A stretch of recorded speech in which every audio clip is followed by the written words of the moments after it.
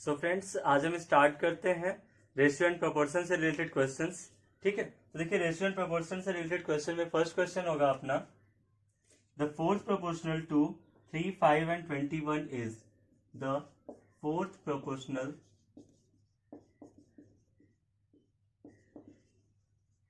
To 3, 5 and 21 is. ठीक है, इसके चार ऑप्शन है, 35, 5/7, 7/5, नन ऑफ दिस। इसमें हमें फोर्थ प्रोपोर्शनल बताना है। ठीक है, तो अगर अपनी लास्ट वीडियो इसके पहले वाली देखी है तो वहां पे आप पूरा कॉन्सेप्ट देख लिए होंगे। ठीक है, इसमें देखिए क्या करना होगा, 3:5 एंड प्रोपोर्शनल टू 21:x। ठीक है, और यहाँ पे हमें x की वैल्यू फाइंड करनी होगी। प्रोसेस क्या लगाएंगे हम लोग, product of mean equal to product of extreme. ठीक है, अगर आपने इससे पहले वाली कॉन्सेप्चुअल वीडियो इसकी नहीं देखी है तो आप प्लीज उसको देख लीजिएगा ताकि ये चीजें आपको समझ में और अच्छे से आ जाए। ठीक है, यहाँ पे क्या हो जाएगा, product of mean equal to product of extreme लगाएंगे, ये हो जाएगा 5 × 21 इक्वल टू 3 × x। और x की वैल्यू फाइंड करनी है तो 3 को हम राइट साइड से लेफ्ट साइड में भेज देंगे। ये हो जाएगा 5 × 21/3, 3 7 जा 21 हो जाएगा, 7 5 जा 35। That means the value of x equal to 35। ठीक है, आइए देखते हैं नेक्स्ट क्वेश्चन क्या कह रहा है। नेक्स्ट क्वेश्चन कह रहे हैं, what must be added to each term of the ratio 49:68। What must be added to each term of the ratio 49:68 to make it 3:4, to make it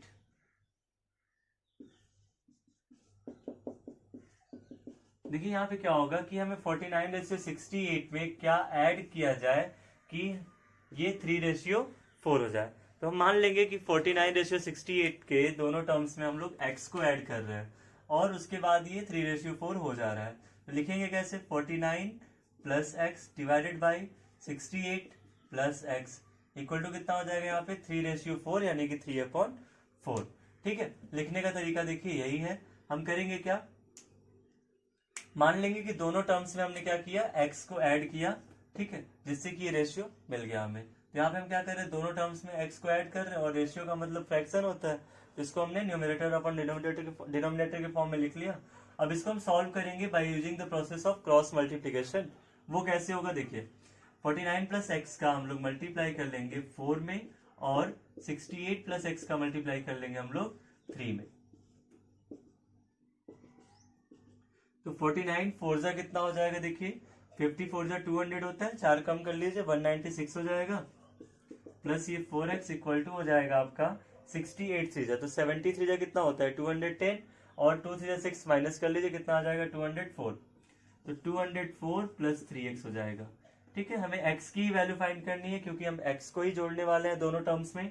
क्या आ जाएगा देखिए, 4x - 3x equal to 204 - 196।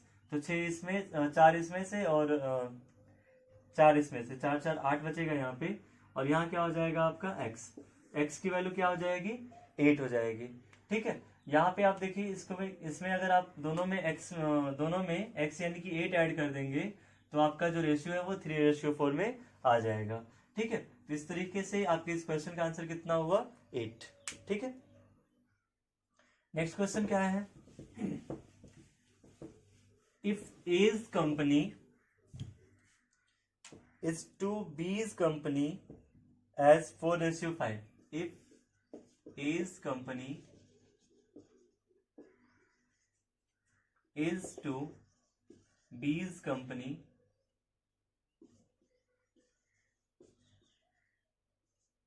as 4:5 and B's company is to C's company, actually यहाँ पे थोड़ा सा book मेरे से दूर है, that's why not company it's money, मैं बुक को हाथ में ले रहा हूँ। यहाँ पे हो जाएगा if A's money is to B's money. Actually आजकल मैं अपने एस्पेक्ट्स नहीं यूज कर रहा हूँ, that's why problem is created. तो अगर ए की मनी जो है बी की मनी का 4:5 है, मतलब ए और बी के मनी के बीच में जो रिलेशन दिया है, कंपेरिजन दिया है यहाँ पे 4:5 दिया है, and B's money to C's money as 2:3, and B का जो मनी है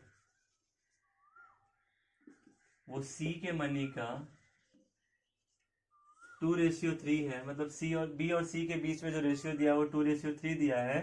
तो हमसे पूछा जा रहा है then C and A has 800 rupees, and A has rupees 800, then C has, C के पास कितना है? 4 ऑप्शन है यहाँ पे आपके, 1500, 1200, 2000 और 1000। ठीक है, तो हम लोग क्वेश्चन सॉल्व करते हैं, ऑप्शन तो खुद ही आ जाएगा यहाँ पे। कह रहे हैं कि ए की जो मनी है और बी की जो मनी है उनके बीच में रेशियो है 4:5, तो हम लोग इसको ऐसे लिख सकते हैं, A ratio B equal to 4:5। और बी की जो मनी है और सी की जो मनी है उनके बीच में क्या रेशियो है? 2:3। तो ऐसे क्वेश्चन में हमने बताया था ना कि जब हम करेंगे तो बी को बी के ही नीचे लिखेंगे और यहाँ पे थोड़ा सा गैपिंग करके लिख लेंगे 2:3, इधर भी बी को बी के ही नीचे, मतलब बी वाला जो टर्म होगा वो बी के ही नीचे लिखेंगे। अगर नहीं है तो उसको हम पलट के लिख सकते, जैसे मान लीजिए अगर यहाँ पे ए रेशियो बी दिया रहता और यहाँ सी रेशियो बी देता तो हम क्या करते, बी को पहले लिखते और सी को बाद में लिखते। ठीक है, इसके बाद क्या करेंगे हम लोग, सीधा यहाँ पे हमें मिलेगा A ratio B ratio C, और यहाँ पे क्या करना पड़ेगा हमें, इस तरीके से मल्टीप्लाई। ठीक है, फर्स्ट का फर्स्ट में, देन सेकंड का फर्स्ट में, देन इस फर्स्ट का इस सेकंड का इस सेकंड में। ठीक है, ये हो जाएगा 4 2 8, 5 2 10 एंड 5 3 15, 8:10:15। यहाँ पे हमें मिल गया ए रेशियो बी रेशियो सी।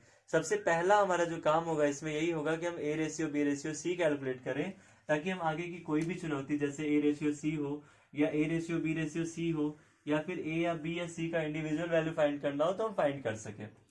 देखिए क्या होगा, यहाँ पे हमें सी की वैल्यू पूछी गई है हमसे और ए की वैल्यू दी गई है कि ए के पास कितना है, 800 रुपए है। तो ए के पास 800 रुपए है और यहाँ पे ए की जो वैल्यू है कितनी है, 8 है। तो मान लेते हैं कि 8x की वैल्यू कितनी है आपकी, 800, देयरफॉर x इक्वल टू कितना हो जाएगा, 800/8, दैट इज इक्वल टू 100। तो a की वैल्यू x की वैल्यू कितनी हो जाएगी आपके यहाँ पे 100, और ये x क्या था, इस तरीके से मान लिया था कि हमने इनके बीच में भी एक प्रोपोर्शनल कांस्टेंट है, दैट इज x। ठीक है, अब क्या होगा, देखिए हमसे पूछा गया था c का वैल्यू, तो अगर a का वैल्यू हमारे पास 800 था तो c का वैल्यू कितना हो जाएगा, 15 × 100 यानी कि 1500, that means option A is correct. ठीक है, इसको ऐसे भी समझ सकते थे आप कि अगर 8 की वैल्यू दी गई है 800 तो 1 की वैल्यू कितनी होगी, ये हो जाएगी 800/8, और हमसे पूछा किसका गया है, 15 का value, that means we are to find the value of C. तो 15 का वैल्यू कितना हो जाएगा, 800/8, देखिए 100 आ जाएगा, इंटू 15 कर लेंगे तो हो जाएगा 1500। ये क्या किया हमने यहाँ पे, यूनिटरी मेथड यूज किया है। ठीक है ना, एक एक नियम यूज किया यहाँ पे। ठीक, इससे आपको सी की वैल्यू तुरंत मिल जाएगी। तो वैल्यू ऑफ सी इज 1500, मतलब सी के पास कितना पैसा है, 1500 रुपए है। आते हैं अपने नेक्स्ट क्वेश्चन पे। नेक्स्ट क्वेश्चन क्या कह रहा है गाइस, अपना नेक्स्ट क्वेश्चन जो है ये पैसे से रिलेटेड है ना। कह रहा है कि अ bag contains ₹600 in the form of 1 rupee। A bag contains ₹600 in the form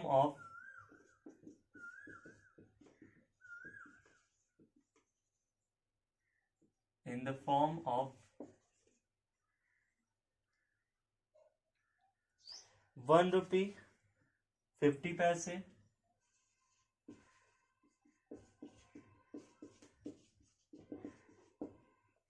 ₹1 50 and 25 पैसे क्वाइन, एंड 25 पैसे क्वाइन। ठीक है, मतलब किसी बैग में ₹1 और 50 पैसे और 25 पैसे के क्वाइंस है, in the ratio 3:4:12, in the ratio 3:4:12। ठीक है, और कह रहे थे नंबर ऑफ 25 पैसे क्वाइन इज, तो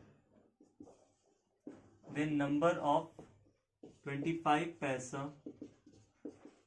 क्वाइन इज, मतलब 25 पैसे वाले कितने क्वाइंस हैं टोटल, अगर एक बैग में 600 रुपए है और उसमें 1 रुपए 50 पैसे और 25 पैसे के सिक्के 3, 4 और 12 के अनुपात में दिए गए हैं, तो करेंगे क्या, देखिए जो अपना रेशियो है वो लिख लेंगे 3:4:12, ठीक है।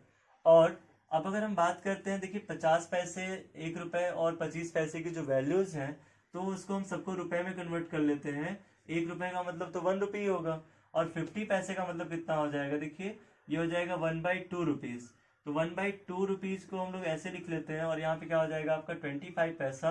25 पैसा मतलब 1/4 रुपीज। कैसे, 50 पैसा है अपॉन 100 करेंगे तो वो रुपये में कन्वर्ट हो जाएगा, ये हो जाएगा 1/2। 25 पैसा है अपॉन 100 करेंगे तो वो किस में कन्वर्ट हो जाएगा, 1/4 रुपये में कन्वर्ट हो जाएगा ना। कैसे कन्वर्ट हो रहा है, देखिए आपका 1 रुपए में कितना पैसा होता है, 100 पैसा। तो 100 पैसा में कितना रुपए होगा, 1 रुपए, ठीक है। इसी हिसाब से हम लोग क्या कर लेंगे, यहाँ पे कन्वर्जन कर लेंगे, ठीक। तो हमने क्या देखा यहाँ पे 3:4:12 है, और यहाँ पे जो वैल्यू है इनकी 1:1 और 1/4 है। करते क्या है, इस रेशियो का इस वैल्यू में कर लेते हैं मल्टीप्लाई और सबको जोड़ लेते हैं। सबको जोड़ने के बाद कितना आना चाहिए, देखिए पूरा जो बैग में अमाउंट है ना उतना आना चाहिए, यानी 600 रुपीज आना चाहिए। ये कितना हो जाएगा, 3 × 1 यानी कि 3, और ये कितना हो जाएगा 4 × 1/2 तो 2 हो जाएगा, और 12 × 1/4 अगर करेंगे तो कितना आ जाएगा आपका, देखिए 3 हो जाएगा ना। तो इस तरीके से हम यहाँ पे एक नया रेशियो फाइंड कर लेंगे 3:2:3 के रूप में। ये जो 600 की वैल्यू है, अब यहाँ पे वैल्यू का रेशियो हो गया ना। मान लेते हैं कि अब अपने पास जो पैसे थे उनमें जो भी कॉइन्स थे उनका रेशियो कांस्टेंट क्या है, वो x है। रेशियो कांस्टेंट x होने का मतलब कि ये 1x, ये 1/2x और ये 1/4x में थे, तो यहाँ पे क्या हो जाएगा 3x हो जाएगा, ये 2x हो जाएगा, और ये कितना कितना हो जाएगा यहाँ पे 3x हो जाएगा, ठीक है। तो इस तरीके से ये वैल्यू का वो है, मतलब वैल्यू का नया रेशियो मिल गया हमें। करेंगे क्या हम लोग, देखिए तीनों रेशियो को ऐड कर लेंगे, मिलना कितना चाहिए हमारा 600 मिलना चाहिए। तो 3 to 5, 5 3 कितना हो जाएगा आपका 8, 8x इक्वल टू कितना आ जाएगा आपका गाइस 600, ठीक है। तो x की जो वैल्यू मिल रही है वो हो जाएगी आपकी 600/8, ठीक है। इस तरीके से अगर हम देखें तो x की वैल्यू कितनी हो गई 600/8, दैट मीन्स हमारी 3x की वैल्यू कितनी हो जाएगी, मतलब 25 पैसे वाले कॉइन्स मिलकर के कुल कितने रुपए बना रहे हैं, तो वो हो जाएगा 600/8 मल्टीप्लाई बाई 3।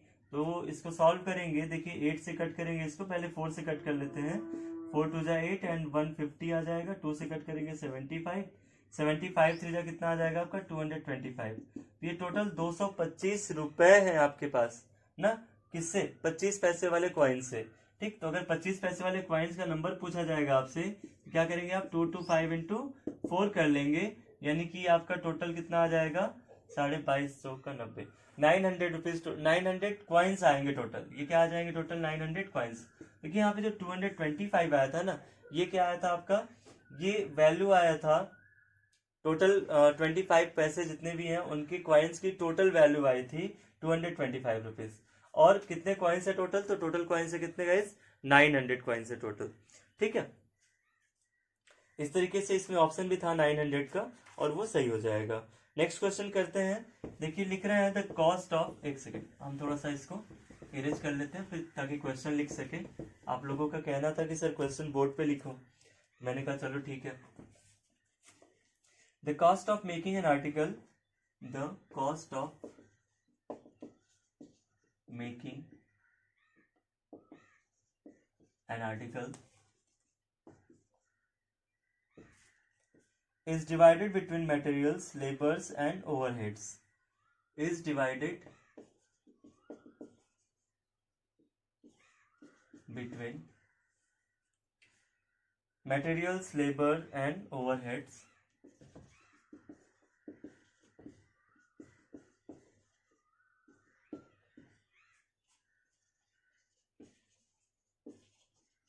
मतलब कुछ बनाना है हमें और उसमें जो खर्च आ रहा है उसको 3 भाग में डिवाइड किया गया है, मटेरियल्स पे खर्च, लेबर पे खर्च और एक्स्ट्रा खर्च जो भी होंगे उससे रिलेटेड, ठीक है। जैसे इलेक्ट्रिसिटी वगैरह हो गया, रूम रेंट वगैरह हो गया, ये सारी चीजें जो आएंगी उनको भी हमें ओवरहेड्स में ऐड कर लेना है। इनका जो रेशियो दिया गया ना, आर इन द रेशियो 5:3:1, तो इनका जो रेशियो है वो कितना है 5:3:1।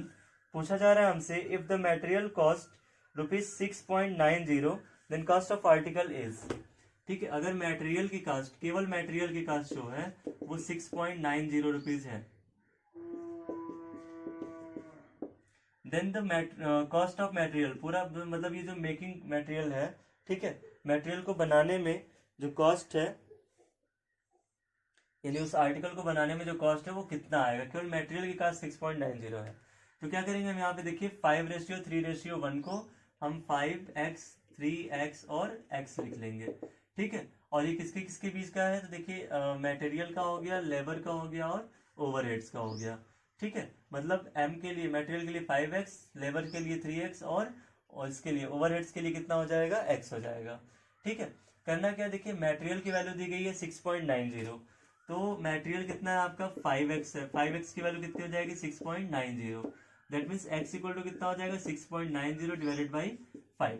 और हमसे पूछा किसका गया है, हमसे टोटल ओवरऑल कॉस्ट पूछा गया, तो ये तीनों को हम लोग ऐड कर लेंगे, 53881 कितना हो जाएगा 9, that means we need to find the value of 9x। तो क्या करेंगे हम लोग 6.90 अपॉन 5 मल्टीप्लाई बाई 9 कर लेंगे। ठीक है, तो देखिए यहाँ पे अगर हम सॉल्व करेंगे इसको, तो ये आपका आ जाएगा 5 1 जा 5, पॉइंट लगा लेंगे यहाँ पे, 5 ये 3 जा 15 हो जाएगा, 4 बचेगा, 5 8 जा 40, और इंटू कितना कर लेंगे हम यहाँ पे 9 कर लेंगे, तो 1.38 का मल्टीप्लाई 9 में करने पे जो आंसर आएगा वही हो जाएगी टोटल कॉस्टिंग किसकी, मटेरियल की।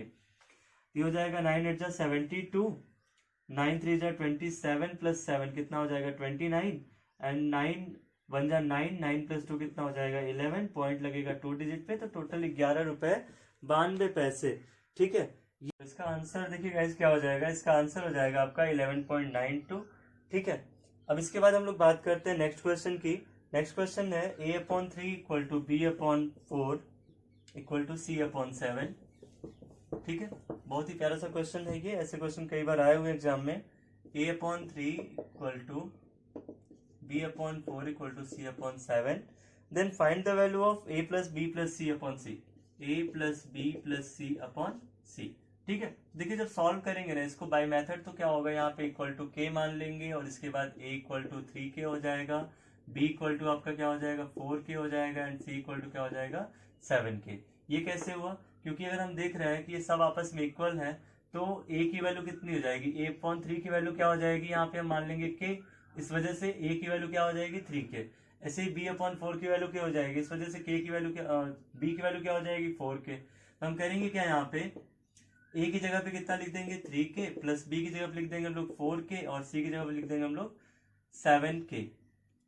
k की जगह पे x भी कर सकते थे, हमने एक कांस्टेंट ले लिया बस यहाँ पे, डिवाइडेड बाई कितना हो जाएगा 7k, तो 3 4 7 7 7 14, k divided by 7k equal to हो जाएगा 2, क्योंकि देखिए k से k कैंसिल हो जाएगा, और 7 टू कितना आ जाएगा 14, तो इसका आंसर कितना आ जाएगा आपका 2 हो जाएगा। दैट मीन्स पूरा जो क्वेश्चन था यहाँ पे, इसका सोल्यूशन कितना आएगा आपका 2 हो जाएगा। नेक्स्ट क्वेश्चन देखते हैं guys, out of the ratio 7:7:20, 13:15।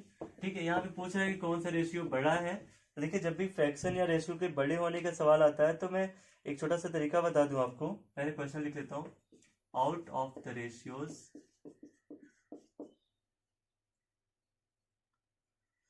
7:20, 13:15,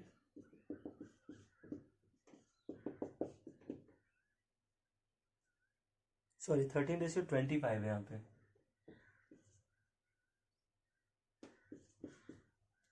13:25, 17:30 and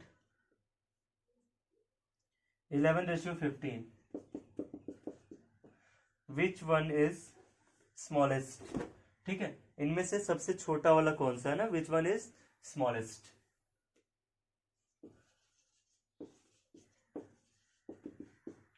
ठीक, तो ये 4 ऑप्शन ही रहेंगे आपके एग्जाम में। ठीक ना, देखिए क्या करना है हमें, कुछ नहीं, बस जैसे ही आए इस तरह का क्वेश्चन, तो 7/20 कर लीजिए, 13/25 कर लीजिए, और 17/30 कर लीजिए, एंड देन 11/15 कर लीजिए, और सब में एक एक जीरो बढ़ा दीजिए। सब में क्या करिए, एक एक जीरो बढ़ा लीजिए अपने से। देखिए 20 और ये 70 ना, 23 जा कितना होता है 60 होता है। और यहाँ पे देखिए 25 है, यहाँ पे 135, 25 जब 125 होता है। इसके बाद देखिए 30 है और यहाँ पे 170 है, तो 13 6 जा 180 होता है ना, 13 6 जा 180 होता है, लेकिन 13 5 जा ही लेंगे यहाँ पे 150। और इसके बाद क्या हो जाएगा, यहाँ पे 15 से डिवाइड करेंगे 110 को, तो 15 7 जा 105 होता है ना। देखिए यहाँ पे सबसे छोटा वैल्यू चाहिए था, तो सबसे छोटा वैल्यू कौन सा हो जाएगा 3।